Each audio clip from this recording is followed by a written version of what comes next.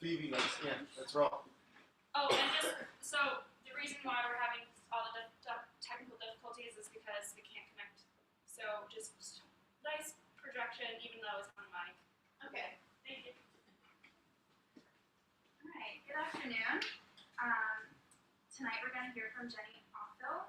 Jenny Offill is the author of 3 novels, including The Department of Circulation, which was named one of the 10 best books of 2014 by the New York Times Book Review, and most recently Weather, which, among other accolades, was shortlisted for the 2020 Women's Prize for Fiction.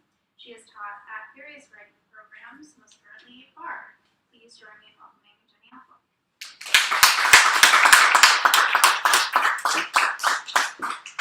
Okay, I'll try to summon my inner drama girl and project. Thank you guys for coming out tonight. I know it's a little hard to be inside on such a beautiful springy night. I'm just going to read a little bit from just a few pages into Weather. I don't think there's much I have to say. It's just the main character who's telling the story is a librarian in a university, and in this scene, her former mentor when she was in grad school has just come to town to give a lecture. And now, if I actually marked that page.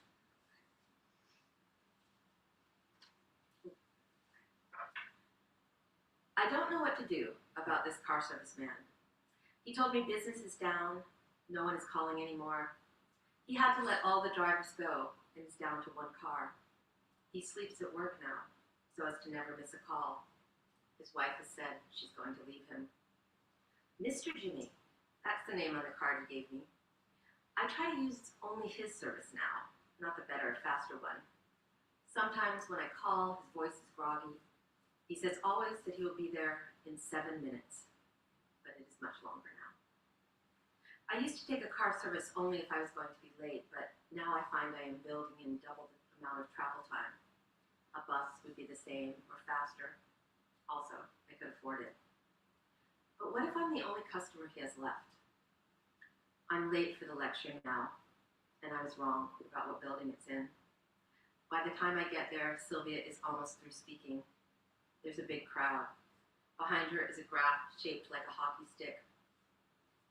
What it means to be a good person, a moral person, is calculated differently in times of crisis than in ordinary circumstances, she says. She pulls up a slide of people having a picnic by a lake. Blue skies, green trees, white people. Suppose you go with some friends to the park to have a picnic. This act is, of course, morally neutral. But if you witness a group of children drowning in the lake and you continue to eat and chat, you have become monstrous.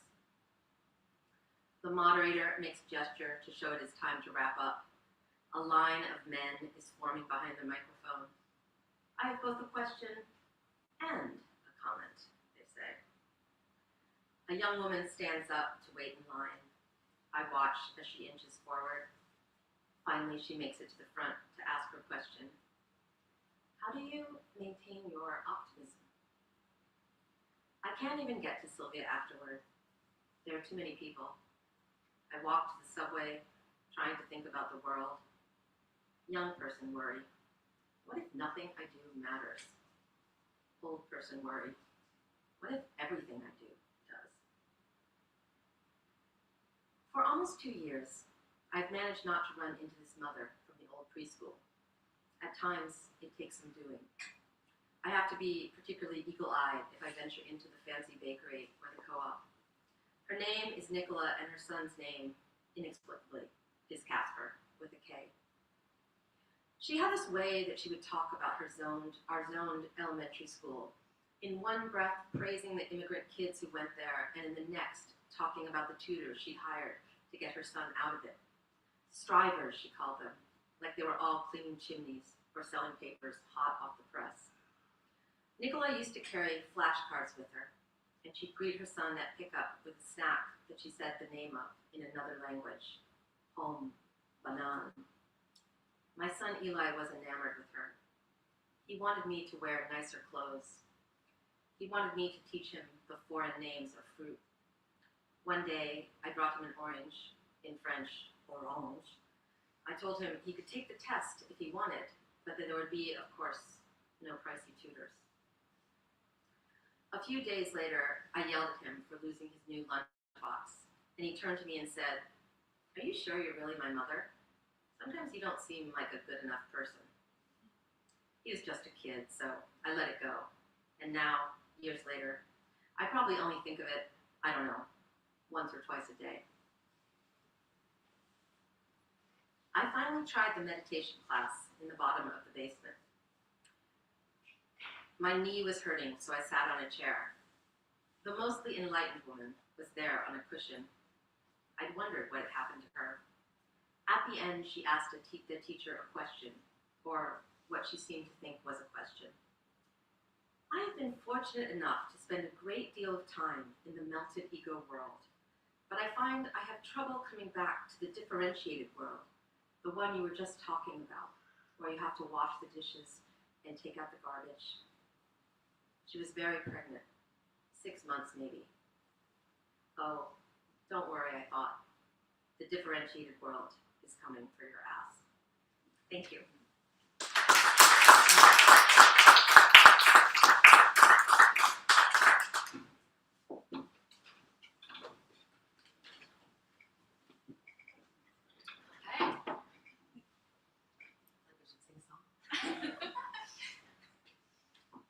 I think that we have to move the camera. Yeah. Oh, okay.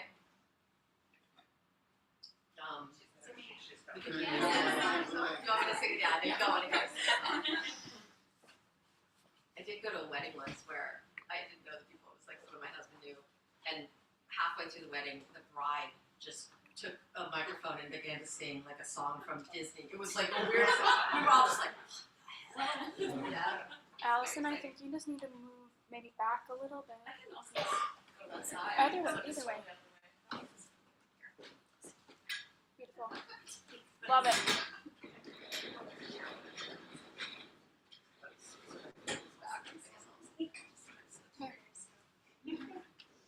All right. Well, thank you for that reading. My first question is just sort of a personal curiosity of mine. I'm always curious when readers are giving readings with how they decide which part of their novel to read. Whether you read the same bits every time, or if you just, that section is just speaking to you. I tend to read different things at different times. I mean, sometimes if it's going to be a long reading, sometimes people want to read for like a half an hour, which I think is pretty long for most people.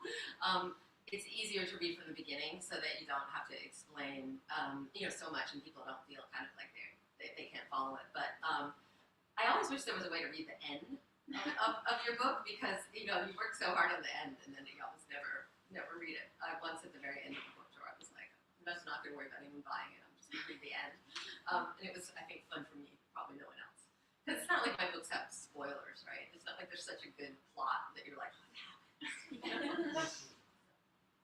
Yeah, I guess it's, you still have to read the whole book to get why the ending was important, right? Right. Well, in whether this librarian Lizzie, becomes kind of slowly obsessed with like doomer climate change things, and this is sort of the first moment that she's starting to hear much about it, other than just what she knew kind of peripherally. So that's why it's sort of a useful moment for me to kind of start with. Sure. Talking about weather, I was going to start with departments. Yeah, you should. But you tackle obviously a really big, like, looming climate change idea, but it's told really smally from one person's perspective, and so she's got a lot going on in her life as well. And the juxtaposition, or the way they play between each other is really interesting to me, because I think that you could use some looming disaster as a metaphor for someone's life, and that's not what happens here. But my question is sort of, I guess, were you ever worried about diminishing the very real effect of climate change, since it was just through one person's perspective? Does that make sense? I think, sometimes it can be useful, at least for me, to kind of write against something. And at the time, there's lots more novels now. But at the time, I was really only reading, any novel I read was sort of post-apocalyptic. And I was interested in, what is this feeling? What's this feeling right now? where it's sort of like you're feeling the dread, and you know that this thing is coming down the pike or is already arrived in many places. But what does it feel like to kind of show a gradual increase of understanding?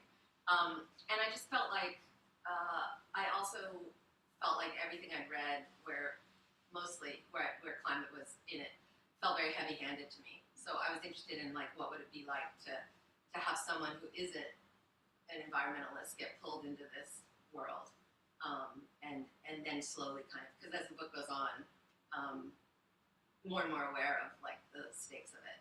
But I mean, I'm always worried that I'm going to, write something silly. I mean, when I was writing this book, I would come out of my office and I'd say, because I was just filled with such dread about, and I said, oh, I'm so glad I'm going to write this experimental novel that's going to, stop climate change. It was just like, here's my 150-page salvo, against like the floods, So I'm aware that it's a very a tiny stay against disaster, but sometimes I sort of write a book that I'm just looking for that I myself might want to read. I am going to back up and talk about department speculation. So I understand that before department speculation was published, you had written a completely different novel that dealt with similar plot, but from the point of view of the girl, correct? I'm wondering how long in your, reorganizing and translating that to department speculation did you realize that you needed to switch perspectives from the girl to the, as she's called, wife? Yeah. Well, I think when I was working on the the in between one, the lost one. It was right after I'd had a baby, and I write in a very inefficient way for a fiction writer, which is that I kind of go line by line, paragraph by paragraph. I don't like write a draft and then go back, which is a much more reasonable way to write. But everyone told me, because I had so little time and I was so exhausted, you can't write like that. You have to write it as a draft. You have to. And so I tried, and that was the book, and it was fine. It was there was something about it that never felt like it had life exactly in it. But we sent it out, and a couple people. But at the minute that I handed it over, I felt like, no, I don't want this book out in the world. It's not good enough. And so when I got the notes back of various people saying, oh, what if you did this? What if you did that? I just said, I don't think I'm gonna revise this. I'm gonna start over. And everyone thought it was a really bad idea. One, because I've been adjuncting for years, didn't have another book, and so. In terms of like, could you keep the job? But my friend who's a poet sort of gave me better advice. He just said, why don't you just keep a few things from it? Just keep 10 images or keep 10 lines. And that's what I did, and then I started new. And it was frightening, but it was liberating, because I just felt like, I'm just going to write this book, and it's just going to be a weird book that's the way I want it to be. And I didn't really think that it would. I was very surprised that it found a larger readership. I kind of thought other writers might like it. I'll be honest. I was hoping that like writers would read it, but I didn't know if it would necessarily have any larger interest for people. So in that immediate overhaul, did you immediately do a 180 and know it was going to be a different way? Well, yeah, I did. I was like, I don't think, because it was in the novel that I walked away from. It was a woman who'd had an affair with her professor, and he had another family and the kid, and so she was sort of in a stepmother situation. And I found it sort of very easy to write that perspective, but I also felt like it just wasn't that interesting. I was thinking to myself, this whole story of like a marriage breakup has been told so many times. Is there any new way to tell it? And I kept finding that I was writing it in, part of it would be written you, part of it would be written I, part of it would be written in, and at the time I kept thinking, I'm gonna have to change this later. And then at a certain moment I just realized, no, it's that way because it's about how distant she is from the husband. And then that was like my only kind of eureka moment where I was like, oh, and then I was able to figure out where things went. That was my next question. When did the point of view shift in department speculation just came to you? I had an idea to do it, but I didn't know if I could carry it off, to be honest. I just wondered how that would work. I also generally don't like novels where no one's named. I think they can be really tiresome. So I fought like myself about not having names. And so I kept trying to put names on the characters, and then I ultimately realized that I couldn't, it didn't work. So I would say that the understanding of what it was maybe was like 2 or 3 years. I had lots and lots of sections that were complete but not linked, and it was only when I started like linking them that it began to make more sense to me. Well, the names actually function in a really interesting way in Department of Speculation, especially when she thinks of herself as a wife, right? Especially even in scenes where there is no husband present, when she is primarily a mother or a professor, right? Yeah. So the decision to be wife, was that always? Well, I think one of the things that I was thinking about when I was writing this book was how when you're just with someone in the beginning and you're just directly sort of with them, you know, us together, and then if you get married, the part where suddenly, I remember how strange it would be to say my husband. I felt like it sounded so weird. I remember how weird the ring felt. I remember, because I would ride back I was teaching at Brooklyn College at the time, and I'd ride back with my students, and they didn't necessarily know anything about me, and if I was sort of like, I'm such and such, and I didn't want to say my husband, but I was married, I realized this is super weird. And then the same thing when I had a child. I remember being, I put this in the book, I remember like how weird it felt to ask for medicine for, you know, my daughter. But what I wanted to do with the part where, so I think these roles begin to come, and as you take on each role, you lose a little bit of your sense of specificity about yourself. And then I just felt like once there's a break between them, or once, then I was trying to reference this feeling that I get sometimes in times of like heartbreak or grief, when you just feel like you're watching yourself from above, like you're just watching a play. And I think it's a little bit of a thing that writers suffer from, because it's sort of like you can see how everyone is moving around, like you're observing as well as experiencing something. I thought I turned mine off too. Hopefully they can still hear us. Okay. I heard you mention in a different interview that your friend was surprised that you included jokes in Mother, which I think is funny because I find both books to be so funny. And She meant actual jokes. okay. Because I've never been one to be like, do you want to hear a joke? You know, I mean, like, so, and I've never in my life sort of like told a joke. And it was a little bit of a joke when we were in college, because if someone was telling a joke, I would feel so stressed out for when the punchline came for them. I'd be like, you know, but I wanted to make this character a little bit like constantly deflect to that with her brother. Right. Well, I think the inclusion of jokes is actually kind of sad, right? Because it's clearly like, you know, you're trying to make yourself happy. Yeah. So there's a lot of humor and also a lot of tragedy in both books. And I just wondering if you have any thoughts on like the intersection of those two. Yeah, I mean, I feel like I feel weird not looking at any of you. I'm not sure what I'm supposed to be doing. I sort of feel like I'm, hello. I'm trying to get him to sit over here. Okay. Okay, so I see everyone too. I guess like I have kind of a special category of books I love that seem like they're both funny and sad, and it's just not that many books do both things. So I was always interested in doing that, but I mean, I did wonder like, is there any way to have climate things where it could be? Because I was like, Joy Williams sometimes writes funny things that are about like environmental stuff, really dark stuff, but in general it's pretty hard to do. But I guess I just feel sort of like I'm most interested in emotion in fiction when it can run across the spectrum. And some of the most, Department of Speculation is in many ways, it's also a book about depression and loneliness. And you know, some of the funniest people I know are some of the really most depressed, or people that have really dark jobs. They're really funny. Like if you ever hang out with like an EMT or something, they've got stories for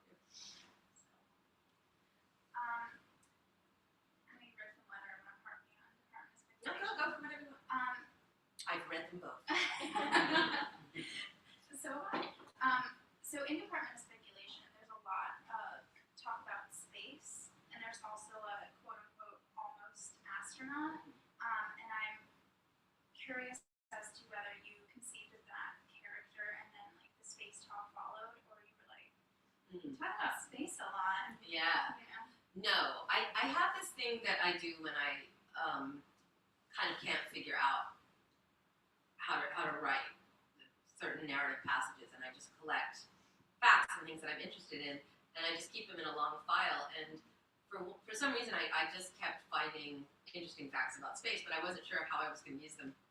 And I don't like to like have them in sort of schematically like put them in the book.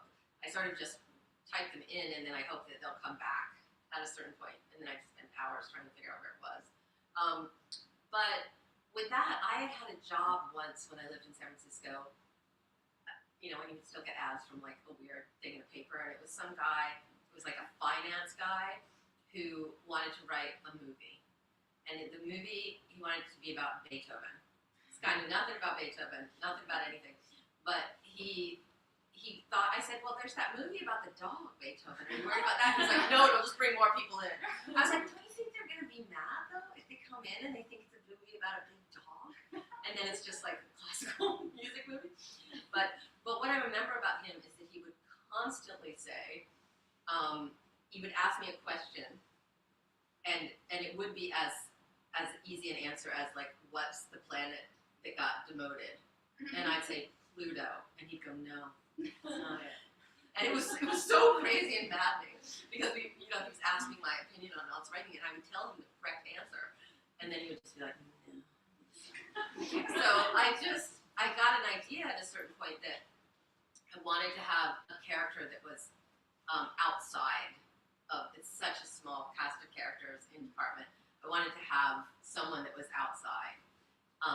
And so he just kind of came from that, I guess, and also from a roommate that my husband had who would eat, apparently, because they were in the bathroom trash can, power bars in the bathroom, which I thought was so disgusting. And I just made a whole character out of those two facts.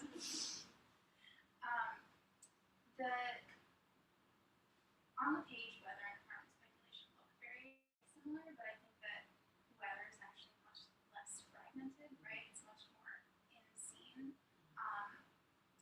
Did you? Not really a question, but what was I thinking about with the structure? yeah. Yeah. I guess I was thinking a lot about that feeling of sort of how weather moves, like actual weather and also emotional weather, and then how it can seem sometimes like there's like a storm or flood, and other times it's something sort of eddying away. So when I first was writing weather, I was trying to see if I could make it without breaks, but it didn't work. So I realized I had to at least do it by sections, or you couldn't differentiate it enough. But I did want it to be in department. I have all that space because I think her mind is sort of galloping, and that the reader needs space in between the various things, especially as it becomes more and more manic. So in this book, I felt like Lizzie's a pretty different character. She's not in any way someone that she takes in other people's emotions more than she puts out her own. And I wanted to write about what that's like, because I think that I can remember that feeling. I lived in New York for so many years of just like getting on a subway car and just feeling like I could feel everything that was happening in the car, for good or for bad, and how incredibly intense that was at certain times. And I wanted her to be one of those people. And I've been noticing how in libraries had just become, librarians were like first responders, because they had so many things that they dealt with from people coming in, and they were so gracious and generous about it. And I was interested in what it would be like, someone who's not an artist, not by nature inwardly focused, what would it be like to write that kind of character? Yeah, interesting. I just have one more sort of general writing question. Because you've been writing for quite a while, and I'm curious how you... Look how many books I have. No, I'm just curious if your micro-macro about your relationship to writing has changed, whether that be like writing practices or like how you see it. I seem to go through the cycle with every book, which luckily I now have friends that I've had long enough that they will point out to me, which is that and perhaps you will be familiar with this as writers. First, some kind of grandiosity, thinking that it will be very, oh, I'm going to put all these things together, it'll be so great, and then just the swing to like the terrible self-loathing of this is no book at all, and then keep going back and forth between that. And so, but I do feel sometimes like I don't know how to write anymore, and it feels like I've lost how to write. And it is helpful for someone to say, well, you were this way with each book. Yeah. Because it's like, I feel like once you, Joy Williams said this once, and I think it's true, once you know that you can do something, and if you keep doing it, it's sort of a trick. Like, it could be just like a device. And so I'm always, for better, for worse, trying to figure out if there's something new that I can do that feels just a little bit beyond what I know how to do to see if it will work. But right now I'm in one of those phases where the book I'm working on just seems terrible to me and bad to me. And if I used to, the best thing about having a book or two out is that I don't send away now for like graduate programs in like primatology or linguistics, or I don't like try to get a job doing something that I don't know anything about. I'm a little more like stay the course than I used to be. But I do wish my best friend is also a writer, Lydia Millett, and she's written, seriously, I think 14 books in the same time I've written 3. So I don't know why they just take a long time for me. Yeah. You seem worth it though. I'll open it up to questions in the audience. Do I have to do the microphone thing? I think so. Okay, So you got to Sally Jesse Raffaella. run over there. Do you know who that is, Pete? No. Okay. I got it. Oh yeah. You're like my students. I'm like, do you have a hand? That was a thing. I know. Yeah, I guess I wanted to ask a little bit about influences. When it first came to your books, they were like some of the first like fragmentary novels I guess I ever read, and like really opened my mind to that. And I'm just curious what some of your influences are. Yeah. Well, for department, I feel like probably the book that influenced me most, and I'm not the only one who will say this, I'm sure, was probably Jesus' Son by Dennis Johnson. I feel like when I read that book, I thought, oh, you can do that, you know. But before that, I think I was mostly maybe more influenced by poetry. When I first started writing, I wrote poetry. I soon realized that I wasn't good enough to be a poet. And I got more interested in like the sentence than the line, but I read a lot of like New York school poets and like John Berryman, and then in more recent years, I would say that there's some people who write like poetry and prose that have been really influential to me. Someone like Mary Ruefle, or my other big influence who I've now mentioned twice is Joy Williams. I'm just talking about contemporary people. Because of that, both Jesus' Son and Joy Williams' short stories share that funny, sad thing I'm talking about, which is, it's so, I feel like it's really hard to get right. And when someone gets it right, it's really quite, to me, it's very magical, but I know a lot of books that are funny and a lot of books that are sad, and they're wonderful. But I am always trying to find someone that does both. Right now, I just have a subscription to Wave Books, which keeps me in my poetry side of things, and then I'm trying to read more things in translation just to get more ideas. One thing I don't do very often is read people who are not my friends, who are my contemporaries. And the reason I don't do that is because I just feel like, well, what if I do feel like super influenced and interested by them? Like, I can't let that influence come in right now. Amy Hempel was a huge influence on me. Yeah. So I tend to read back a little ways or out a little ways.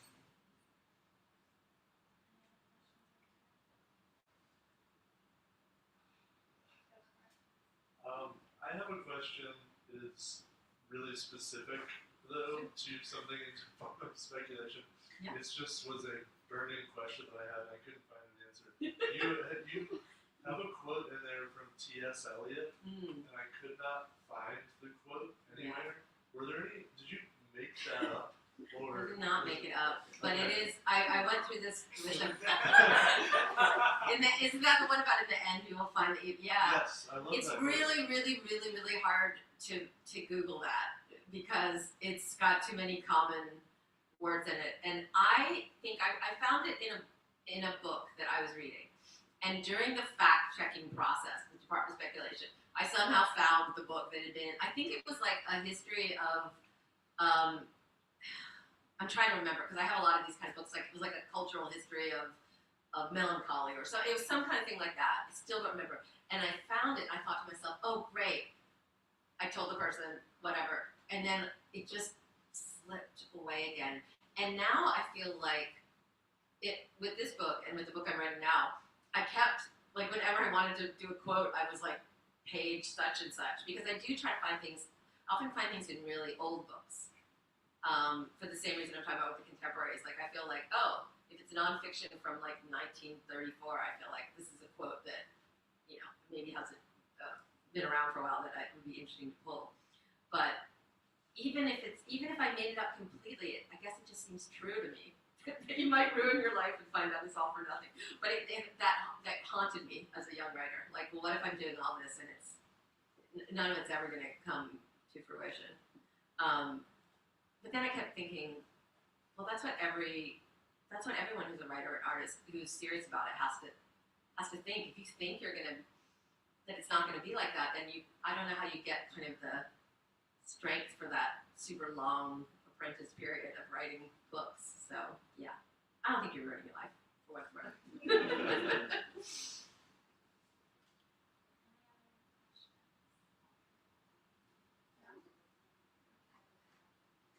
Hi.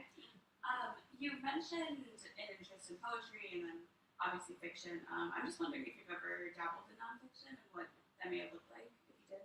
Yeah, I read tons of nonfiction. I probably read that. Well, it depends on what I'm working on, but like whatever I'm most interested in a book that I'm drawing. And so, with whether it was first it was a lot of science, but then it was a lot of sociology, and a lot of sort of things about like even just stuff about how people persuade other people. And I just read tons and tons of prepper stuff, all these old survival manuals from different times. But I find I've written maybe one or two nonfiction pieces.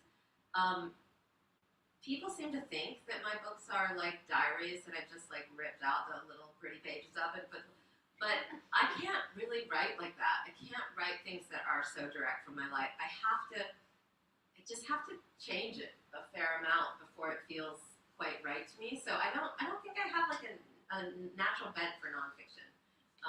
Although obviously there's so many kinds of nonfiction that it isn't so much about like being true to a particular fact or moment in time. I do like to read people who do it.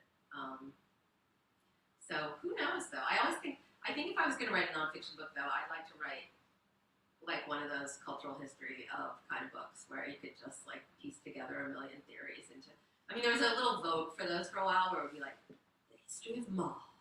You know, it's like which tells the history of the world. You know, but I've been a little bit of a sucker for like those kind of compilations. But they got pretty bad there for a while, so I'm not sure if I'll ever really carry it off. Back to this corner.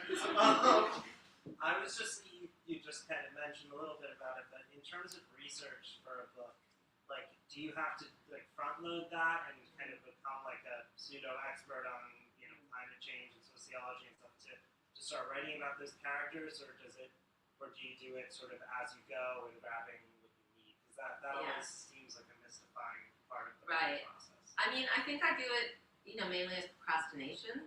Like I would say that probably that's what I'm doing. But I do think that there's something useful about like I'll read about something and then I'll follow a little reference in that and go farther and farther and farther away from the original thing I read. So like I was reading about the difficulty of convincing people to take the kind of slow apocalypse of climate change seriously.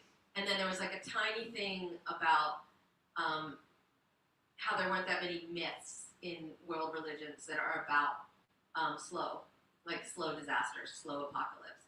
And that took me down like such an interesting road for me, at least, of like how do we tell these stories? Why are we so drawn to one kind instead of the other? And then also I got interested in this idea from sociology, which is mostly used about like the Holocaust and apartheid, called twilight knowledge. Like, what does it mean when you know something but don't quite let yourself know it? So sometimes they're almost like constructs that are useful, but I've already started gathering like little pieces that feel interesting to me before I do research. Like, I've already started like to think about the character. And then I have a couple rules, which I will share with you about research. I'm not allowed to really research things on the internet. And I say not allowed, I mean by myself. I'm not allowed. I do not allow myself. Because this is the main reason.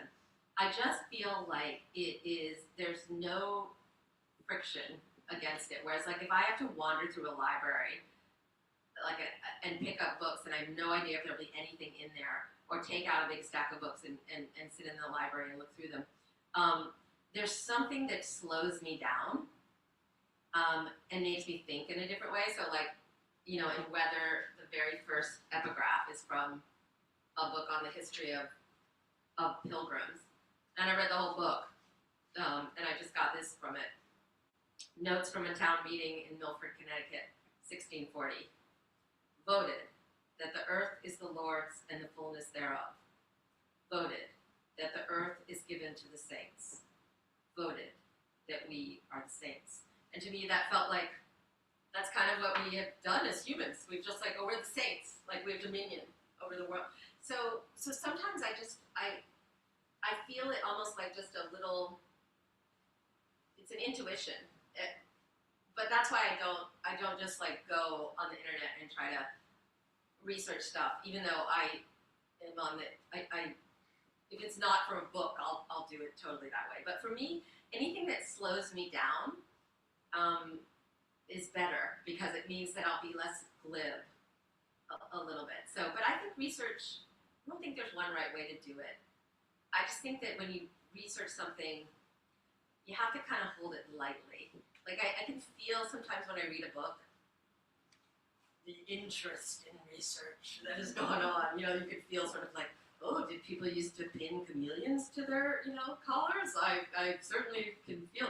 So it's like, I feel like you almost have to have all that riches of research and then like let it go and see what comes back to you, because maybe that will be the most interesting part to you. Stay off the internet, kids. You said you wrote poetry first, and then made that shift. Do you feel you made the shift, you approach the writing differently, if that makes sense? Like, in a formal way, or even just subject, you know what I mean? Like, when you came to the page, Yeah. you're like, now I'm writing X, or I don't know. I mean, I would say more that I took the interest in how words look on a page, how words sound, kind of the idea that maybe first you're going to figure out an image or a sound before you figure out the meaning. I would say that's what I took to fiction, which is like a slightly different way to enter than story. But when I was trying to write poetry, I was aware of how I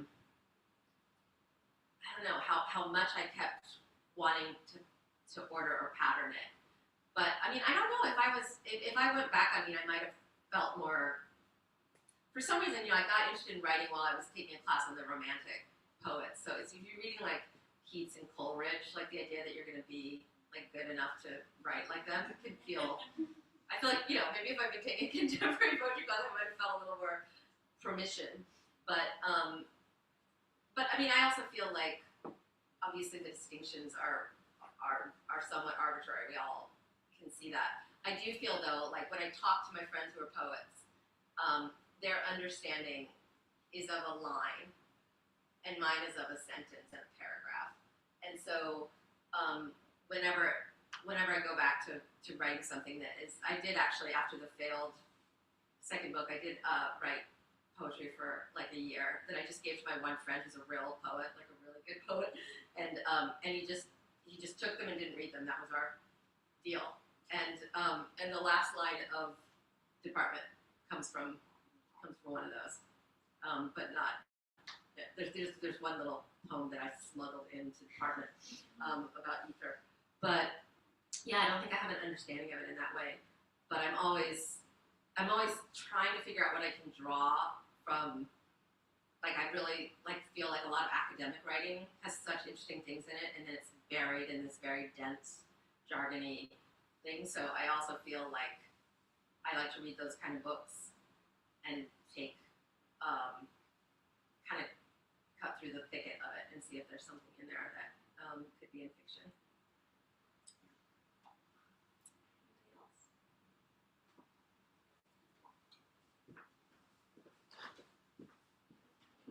Thanks for coming. I just read Department of Spanish. It's great. So two questions. One is, so your writing in that book is so spared. You leave so much out. How do you get to the process of like knowing, did I say enough? Do you have like people who, does it start bigger? And then the second question was about putting the quotes in. Do you like leave blanks for them, or do you write them in as you're going? Well, I don't write it start to finish. So there are, I mean, in that way, I guess there's blanks. Sometimes I will just write many things happen here or something. It'll just be like there for like 3 years.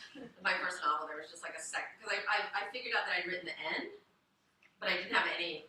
I was like, oh, and this ending seems to take place in a whole nother state, like shit, you know. And then I just had that on my thing, like many things happen, and that was like 3 years of just looking at that and being like, so I would say that I don't. For me, the part where I structure it is a little bit separate from the kind of magpie gathering. I start to see which things hold together. I think it was Stanley Elkin who said you're either a putter inner or a taker outer. I'm very much a taker outer. I mean, if something just starts to bother me, or I just don't think I'm no longer interested in the way I've written it, I'll just take it out. So I don't have like a long. There's no long version of Department, but there are like 300 pages of notes about like space and weird things. There's a lot of notes, but I don't. In terms of like, I used to joke with my graduate students that I was going to get everybody a T-shirt at the end of the workshop that said, "I wanted to know more." I do feel like there is a natural tendency in a workshop that is a lot easier to talk about than wanting less or more subtlety. It's harder in some ways to figure out like where there should be space and gaps.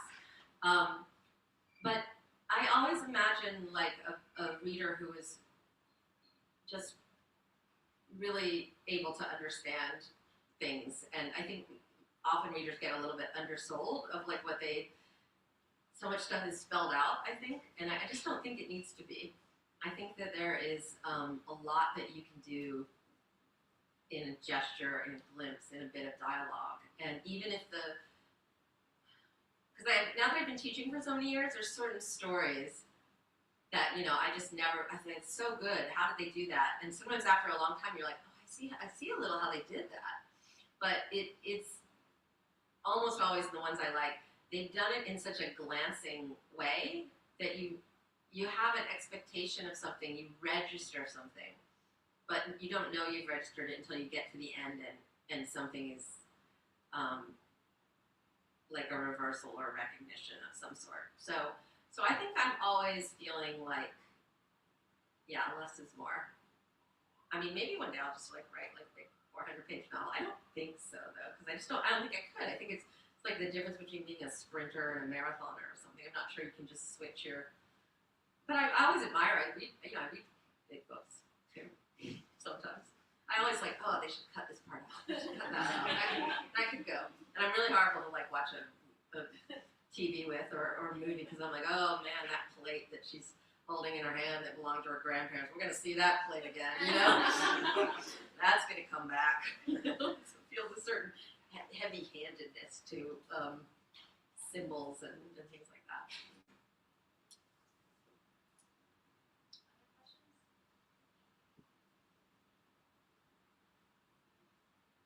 Okay. All right. Thank you, Jenny. Yeah, thank you guys so much. everybody.